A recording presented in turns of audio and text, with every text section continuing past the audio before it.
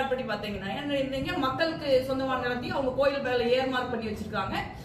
ஏன்னா அந்த 67 ரயத்வாரி பட்டா கொடுக்கப்பட்டதுக்கு அப்புறம் அவங்க வந்து எந்த விதமான டாக்குமெண்ட்டையும் வந்து அது வந்து எடுத்திருக்கணும். ஆனா அப்படி எடுக்காம இருக்காங்க. இதற்காக ஒரு மிகப்பெரிய போராட்டத்தை வந்து நம்ம தொடர்ந்து நடத்திட்டு இருக்கோம்.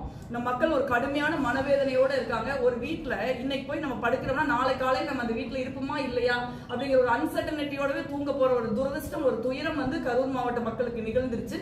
இதை வந்து மாண்புமிகு முதலமைச்சர் அவர்களும் அறநிலையத்துறை மற்றும் வருவாய்த்துறை அமைச்சர் அவர்களும் ஒரு தெளிவா புரிஞ்சுக்கிட்டு ஒரு சட்டப்படி நம்ம என்ன செய்யணுமோ அதை வந்து இன்னைக்கு நமக்கு செஞ்சு கொடுத்துருக்காங்க. முழுக்க முழுக்க நமக்கு வந்து இழைக்கப்பட்ட அநீதிக்கு ஒரு நீதி கிடைக்கிற ஒரு பயணம் வந்து துவங்கி இருக்குதுன்னு நான் நினைக்கிறேன். இதுல 25,000 கோடிங்கிற நம்பரை எங்கிருந்து கண்டுபிடிச்சாங்கன்னு தெரியல. கரூர் ஒரு 4th லார்ஜஸ்ட் எக்ஸ்போர்ட். இந்த லார்ஜஸ்ட் எக்ஸ்போர்ட்டோட டர்ன் ஓவரே 10,000 கோடி தான். அந்த மாதிரி ஒரு சூழல், இந்த மாதிரி ஒரு சின்ன ஒரு மாவட்டத்தை இந்த மாதிரியான ஒரு தவறான தகவல்களை அரசின் மீது பரப்ப வேண்டாம். இது வந்து ஒரு எளிய மக்களுடைய உரிமை போராட்டம். அதெல்லாம் வந்து இன்னைக்கு அரசாங்கம் வந்து ஒரு முடிவெடுத்து மக்கள் தரப்பில் இருக்கிற நியாயங்களை லேண்ட் ரெக்கார்ட் படி அலசி ஆராய்ஞ்சு பிரிச்சு இன்னைக்கு நம்ம கொடுத்துருக்காங்க. அதுக்கு நாங்க நன்றி சொல்றோம். அதே நேரத்துல பாரதிய ஜனதா கட்சி இந்த மாதிரி ஒரு தவறான தகவல்களை பரப்பக்கூடாது. ஏன்னா நீங்க கோயிலின் பெயரால் மதத்தின் பெயரால் நீங்க வந்து செய்த அரசியல் தான் இன்னைக்கு நம்ம யூபியில ராமர் கோயில என்ன நடந்துக்குன்னு பாத்துக்கிட்டு இருக்கோம். அதனால இதெல்லாம் எளிய மக்களுடைய பிரச்சனை. இதே மாதிரி இந்த மாதிரி தொடர்ச்சியா வந்து நமக்கு நோட்டீஸ் வந்துகிட்டே இருக்குது. இந்த அடுத்த 20 இடங்களுக்கு நோட்டீஸ் வந்திருந்தது. அதனால கரூர் மாவட்டமே வந்து ஒரு அகதிகளாக மாறி வேற மாவட்டங்களுக்கு குடியேற வேண்டிய ஒரு சூழல்ல தான் நம்ம நின்றுட்டு இருந்தோம்.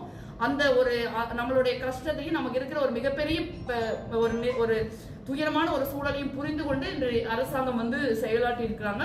அதை வந்து புரிஞ்சுக்கணும். இந்த மாதிரி தவறான செய்திகளை யாரும் பரப்பக்கூடாது. இல்ல இது வந்து என்னன்னா இது வந்து ஸ்டெப் பை ஸ்டெப்பா தான் நம்ம பண்ணணும். இது வந்து நீங்க பாத்தீங்கன்னா வெஞ்சமாங்கூர்லூர் ஃபார் எக்ஸாம்பிள் நான் சொல்றேன். வெஞ்சமாங்கூர்லூர் பாத்தீங்கன்னா எதுவுமே இல்ல. ஒரு அறநிலையத்துறையிலிருந்து ஒரு ஆபீசர் போய் நீங்க வந்து இவங்களுடைய நிலத்தை வாங்கவோ விற்கவோ கூடாதுன்னு ரெஜிஸ்டர் ஆஃபீஸர் ஒரு லெட்டர் கொடுத்தாரு. அந்த லெட்டர் அப்படியே அக்செப்ட் பண்ணப்பட்டு அந்த பகுதி மக்களுடைய ரெஜிஸ்ட்ரேஷன் நிறுத்தி வைக்கப்படுது. நீங்க யோசிச்சு பாருங்க, நாளைக்கு நானோ நீங்களோ போய் அறநிலைத்துறை மாதிரி நம்மள ஒரு என்டைட்டி தான் இந்த லெட்டர் வந்து எனக்கு சொந்தம் அப்படின்னு சொன்னா யாரு கேட்கணும்? ரெஜிஸ்ட்ராரு. லேண்டுக்கு யார் ஓனர்? ரெவென்யூ டிபார்ட்மெண்ட், வருவாய்த்துறை தான் லேண்டுக்கு ஓனர். வருவாய்த்துறைக்கே தெரியாம வருவாய்த்துறையினுடைய அனுமதி இல்லாம இந்த மாதிரியான ஒரு தவறான ஒரு நடைமுறை வந்து கடைபிடிக்கப்பட்டிருக்கு. சோ முதல் கட்டமாக அந்த மாதிரி எந்த ரெக்கார்டுமே இதுக்கெல்லாம் ரெக்கார்டே கிடையாது. சும்மா ஒரு லெட்டர் இவங்களுடைய லேண்டை வந்து வாங்கவோ விற்கவோ செய்யக்கூடாது ரெஜிஸ்ட்ரேஷன்ல அப்படின்னு ஒரு லெட்டர். சோ அந்த மாதிரி இடங்களை முதல்ல ஐடென்டிஃபை பண்ணிருக்கோம். இதுல வந்து இது வழக்குகள் அந்த மாதிரிலாம் பெருசா இல்லாத ஒரு இடம் இது வந்து ஒரு ஸ்டெப் பை ஸ்டெப்பா தான் நம்ம பார்க்க முடியும். சோ இந்த 3084.95 ஏக்கர்ல எந்த விதமான டிஸ்பியூட்டும் கிடையாது. இந்த மக்களை வந்து இத்தனை நாளா வந்து ஹேரஸ் பண்ணிட்டு இருந்திருக்காங்க. சோ அந்த ஹேரஸ்மெண்ட் இப்ப நிறுத்தப்பட்டு நீங்க வந்து அவங்களுக்கு ஒரு வாய்ப்பு, அவங்களுடைய உரிமை மீட்கப்பட்டிருக்கு. இதுல பாத்தீங்கன்னா நமக்கு பார்த்தா அது லேண்ட் மட்டும் இல்ல, யாரும் பொண்ணு கொடுக்க மாட்டேங்கிறாங்க. அந்த ஏரியாவில் இருக்கிறவங்களுக்கு கல்யாணங்கள் நின்று போகுது. நிச்சயதார்த்தம் பண்ணதுக்கு அப்புறம் கல்யாணம் நின்று போயிருது. ஏன்னா யாரோ போய் சொல்றாங்க அந்த லேண்ட்ல இப்படி டிஸ்பியூட் இருக்குது அப்படின்னு. அந்த மாதிரி ஒரு தவறான தகவல் சொல்லிட்டாங்கன்னு அவங்க ஃபீல் பண்றாங்க. இந்த மாதிரி பல கான்சிக்வன்சஸ் வந்து நம்ம மக்கள் வந்து எதிர்கொண்டுட்டு இருக்காங்க. அது வந்து இன்று நிப்பாட்டப்பட்டிருக்கிறது. ஒரு இதை வந்து நீதிமன்றமும் சரி அரசும் சரி என்ன ரெக்கார்ட் இருக்கோ அதை தான் வந்து நம்ம வந்து கேட்கிறோம். நம்ம வந்து ஆக்கிரமிப்பாளர்கள் கிடையாது. கோயில் நிலத்தையோ இல்லை வேற எந்த நிலத்தையோ தவறாக நம்ம மக்கள் ஆக்கிரமிக்கல. மக்களுடைய நிலம் மக்களுக்கு சொந்தமா இருக்கணும், கோயிலுடைய நிலம் கோயிலுக்கு சொந்தமா இருக்கணும். அவ்வளவுதான். அந்த முயற்சி தான் இன்னைக்கு தமிழ்நாடு அரசாங்கம் எடுத்துக்காங்க. இது கோயில் நிலமே அல்லவே. அதான் நாங்க சொல்லிக்கிட்டு இருக்கோம். இப்படி பல பொய்களை வந்து பாரதிய ஜனதா கட்சி கட்டவிழ்த்து விடுறாங்க. இது கோயில் நிலம் அல்ல, மக்களுடைய நிலம். அதே மாதிரி நேத்து பட்டா போட்டு கொடுக்கல. நேத்து இது வந்து அறிவிச்சிருக்காங்களே ஒழிய பட்டாவெல்லாம் ஒண்ணு கொடுக்கல. பட்டா அவங்ககிட்ட ஏற்கனவே இருக்கு. அவங்க கிட்ட இருக்கிற பட்டாவை தான் வந்து நீங்க முறைகேடாக அவங்க பட்டாவை பயன்படுத்த முடியாம நிறுத்தி வச்சதுல இருந்து இப்ப எடுத்து விட்டுருக்காங்க. அவ்வளவுதான். பாரதிய ஜனதா கட்சி சொல்றது ஒரு பச்சை பொய். அவர்கள் வந்து கரூர் மட்டும் இல்ல, தமிழ்நாடு முழுக்க இந்த மாதிரி பிரச்சனை இருக்குது. தமிழ்நாட்டில் இருக்கிற ஏழை எளிய மக்களுக்கும் விவசாயிகளுக்கும் ஒரு எதிரான மனநிலையோட ஒரு வன்மத்தோட வந்து இந்த பொய் பிரச்சாரத்தை அவங்க கட்டவிழ்த்து விட்டுருக்காங்க. அதை தமிழ்நாட்டு மக்களுக்கு உண்மையை சொல்றதுக்காக தான் அவங்க மூலமா நாங்க இன்னைக்கு அததான் தப்புன்னு நம்ம சொல்றோம். நீங்க கேட்கறது சரியான கேள்வி. நீங்க ஒருத்தர் போய் அப்ஜெக்ஷன் சொல்றாங்க அப்படின்னா ரெஜிஸ்டர் ஆபீஸ்ல இருக்கிறவங்க லேண்ட் ஓனரா இருக்கிற வருவாய்த்துறையை கூப்பிட்டு கேட்கணும். இந்த லேண்ட் யார் பேர்ல இருக்குது, இப்படி ஒரு லெட்டர் வந்திருக்குது, நாங்க இதை வந்து லெட்டர் அக்செப்ட் பண்ணலாம், அப்படி எதுவுமே கேட்காம ரெண்டு தனி மனிதர்களோ இல்ல 3-4 அரசு அதிகாரிகளோ சேர்ந்து இதை முடிவு பண்ணிருக்காங்க. ரெவென்யூ டிபார்ட்மெண்ட் இதுல எந்த சம்பந்தம் கிடையாது. ஸோ அதை தான் நாங்க இப்போ வந்து குறிப்பிட்டு சொல்லி இப்போ ரெவென்யூ டிபார்ட்மெண்ட் அவங்களுடைய 100 ஆண்டு கால லேண்ட் ரெக்கார்ட்ஸ் எடுத்து ஆராய்ஞ்சு இதனுடைய 3084.95 ஏக்கர்ல மக்கள் பேர்ல தான் பட்டா இருக்கு, மக்கள் பேர்ல வீடு இருக்கு, நிலம் இருக்கு, வீட்டுமனை பட்டா இருக்குது அப்படிங்கிற உறுதி செய்த பிறகு இதை வந்து அறிவிச்சிருக்காங்க. அறநிலைத்துறையில இந்த மாதிரி ரெக்கார்டுல இருக்குது பேரெல்லாம் அதை மாற்றுவதற்கு ஏதாவது ஏற்பாடு இருக்கா? இல்ல அறநிலை இப்ப ரெவென்யூ வந்து பிரிச்சு கொடுத்துட்டாங்கனாலே அறநிலையத்துறை அதை மாத்தித்தான் ஆகணும். இப்ப ரெவென்யூ தான் லேண்டுக்கு ஓனர். ஸோ அப்ப இதுல வந்து எந்த விதமான ஒரு ஊடுருவலோ ஒரு ஆக்கிரமிப்போ எதுவுமே கிடையாது. முறைப்படி வந்து 67ல ரைட் இனாம் அபாலிஷன் ஆக்ட் வந்தப்ப, இனாம் நில ஒழிப்பு சட்டம் வந்தப்ப 67ல பட்டா போட்டு கொடுத்துட்டாங்க. எல்லாருக்கும் ரைத்துவாரி பட்டா எல்லார் கையிலும் இருக்கு. அதான் பாயிண்ட். இந்த குறிப்பிட்ட இடங்கள்ல இதுக்கு முன்னே இதுல வழக்கெல்லாம் ஒண்ணும் கிடையாது. பட் இருந்தாலும் ஒரு அநீதியா வந்து நீங்க வந்து ஒரு லெட்டர் கொடுத்து நிறுத்தி வச்சிருக்காங்க. இப்ப அந்த லெட்டர் நம்ம ரிவோக் பண்றோம், அவ்வளவுதான். இது ஒரு லெட்டர் ஒரு முறையற்ற முறையில் ஒரு கடிதம் கொடுக்கப்பட்டு அதன் மூலமாக இவங்களுக்கு வந்து ரெஜிஸ்ட்ரேஷன் நிறுத்தி வைக்கப்பட்டிருக்கு. இன்னைக்கு அந்த லெட்டர் நம்ம ரிவோக் பண்ணிருக்கோம், இவ்வளவுதான் மேட்டர். இதுக்கு போய் நீங்க இவ்வளவு பெரிய பொய் பிரச்சாரங்களை பாரதிய ஜனதா கட்சி கட்டவிழ்த்து விடுதுங்கிறது தமிழ்நாட்டு மக்கள் மீது அவங்களுக்கு எவ்வளவு வன்மம் இருக்குதுங்கிறது காட்டுது.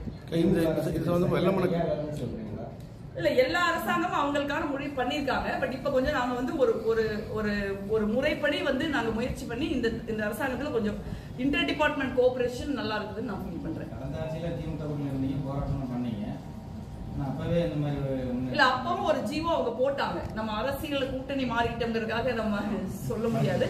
கடைசி நேரத்துலதான் போட்டாங்க, ஒரு ஜீவோ போட்டாங்க. அந்த ஜீவோவும் சரியான ஜீவோ தான். அந்த ஜீவோவும் வந்து நீதிமன்றத்துல போய் சேலஞ்ச் பண்ணப்பட்டதுனால அன்னைக்கு அந்த ஜீவோ நிறுத்தி வைக்கப்பட்டது. அதனால வந்து என்னை பொறுத்த வரைக்கும் இது வந்து ஒரு அரசியல் பிரச்சனையா நான் பார்க்கல. எங்க கரூர்ல இருக்கிற மக்களுக்கு ஒரு தீர்வு கிடைக்கணும், நியாயம் கிடைக்கணுங்கிறதா எங்களோட நிலைப்பாடையுடைய. இதுல வந்து ஒரு அரசியல் பண்றதுக்கோ இல்ல அரசியல் விமர்சனங்களை வைக்கிறதுக்கோ நாங்க விரும்பல. இந்த அரசாங்கம் மிக நிச்சயமாக, குறிப்பாக அறநிலைத்துறை அமைச்சர், வருவாய்த்துறை அமைச்சர் 2 பேரும் ஒருங்கிணைஞ்சு ஒரு தீவிரமான ஒரு நிலைப்பாட்டை எடுத்துக்காங்க. முதலமைச்சர் அவர்களுடைய ஆதரவு வந்து அதுக்கு இருக்கு. இந்த ஜீவோக்கு மட்டும் எப்படி தடை வராது? இது ஜீவோ இல்ல, அதான் நீங்க புரிஞ்சுக்கணும். இது ஜீவோ கிடையாது. இது வந்து ஒரு லெட்டர் கொடுத்திருக்காங்க, அந்த லெட்டர் ரிவோக் பண்ணிருக்கு. அந்த லெட்டர் வந்து வருவாய்த்துறையுடைய அனுமதி இல்லாம ரெஜிஸ்ட்ரேஷன் ஃப்ரீஸ் ஆகிருக்குது. இப்ப வருவாய்த்துறை வந்து அந்த லெட்டர் ரிவோக் பண்றாங்க, உங்களுக்கு அதிகாரம் இருக்குல்ல, அதை ரிவோக் பண்றாங்க, அவ்வளவுதான். இதைத்தான் வந்து பாரதிய ஜனதா கட்சி இவ்வளவு பெரிய பொய்யை ஜோடிச்சு ஒரு பெரிய பூதாகரமான பிரச்சனையா தமிழ்நாட்டுல மாத்த முயற்சி பண்றாங்க.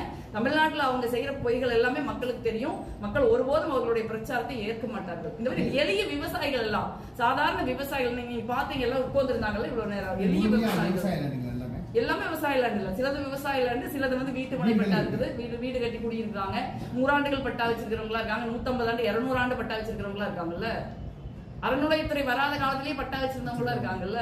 இது முடிஞ்சு போச்சு. இப்ப மற்ற ஏற்கனவே கேஸ் வழக்கு அதை ஒவ்வொன்றா தான் பார்க்க முடியும். ஒவ்வொரு ஸ்டெப் பை ஸ்டெப்பா எடுத்துக்கீங்க கையில. இல்ல மக்களுக்கு எங்க நியாயம் இருக்கோ, மக்களுக்கு எங்க உண்மையான பட்டா இருக்கோ, எந்த நிலம் வந்து மக்கள் நிலமாக இருக்குதோ அதை மட்டும் நம்ம ஃபைட் பண்றோம். கோயில் நிலத்திலேயோ கோயிலுக்கு தொடர்பான நிலத்திலேயோ நம்ம கேட்கல, அதுல பிரச்சனையும் கிடையாது. கோயிலுக்கு இருக்கும், மக்கள் நிலம் மக்கள் இருக்கும். 13 லட்சம் ஏக்கர் இனாம் நிலங்கள் ஆக்கிரமிப்புல இருக்கு, அதை மீட்க அரசு உறுதியான நடவடிக்கை எடுக்கணும் அறநிலையத்துறை அமைச்சர் பேட்டி கொடுத்திருக்காரு. இல்ல இது வந்து பல விதமா இருக்கு. நீங்க சில பக்கம் வந்து 200 ஏக்கர் 300 ஏக்கர் வந்து யாராவது ஆக்கிரமிப்பு பண்ணி வச்சிருந்திருக்கலாம், நீண்ட கால லீஸ் கொடுத்திருந்திருப்பாங்க, அந்த லீஸ் எக்ஸ்டெண்ட் ஆயிருக்கும். ஸோ அந்த மாதிரி கோயில் நிலத்தை உண்மையிலேயே யாராவது ஆக்கிரமிப்பு பண்ணியிருக்காங்க, 100 ஏக்கர் வச்சிருக்காங்க, 200 ஏக்கர் வச்சிருக்காங்க, அதெல்லாம் அவங்க வச்சிருக்காங்க, அவங்ககிட்ட பட்டா இல்ல, அது கோயில் நிலம்னா அதை அவங்க எடுக்கிறதுக்கு அறநிலையத்துறைக்கு உரிமை இருக்குல்ல. அறநிலையத்துறை சொத்தை அறநிலையத்துறை எடுத்துக்கலாம், மக்களுடைய சொத்து மக்கள் கொடுக்கணும், அவ்வளவுதான் எங்களுடைய. லேண்ட் ரெக்கார்டு யார் வச்சிருக்காங்க, அவ்வளவுதான். ரெக்கார்டு யாருகிட்ட இருக்கு, உண்மையான ரெக்கார்டு, உண்மையான அந்த நிலத்துக்கு ஓனர் யார், அவ்வளவுதான்.